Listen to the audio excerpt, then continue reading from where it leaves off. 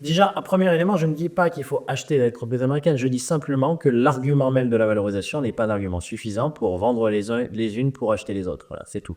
C'est le premier élément. Deuxième élément, et donc on a plutôt tendance à aller chercher en fait des actifs américains parce qu'ils sont aussi libellés en dollars et qu'on estime que voilà, pour tout un tas de raisons, en fait, cette exposition-là reste favorable en 2025, même si à très court terme, en fait, elle était un tout petit peu.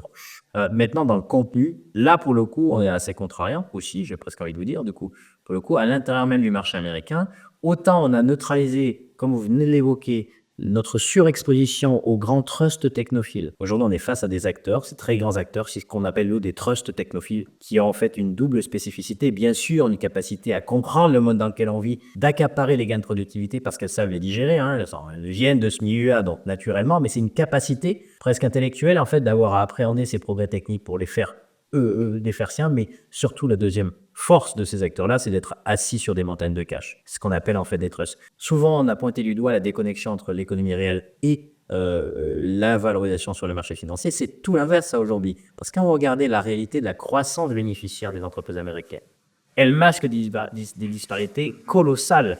Donc la réalité, c'est que l'essentiel de la croissance bénéficiaire des entreprises américaines, au sens large du terme, même quand vous prenez les 500 plus grosses, elle repose en grande proportion sur les très grands trusts technophiles dont on parle.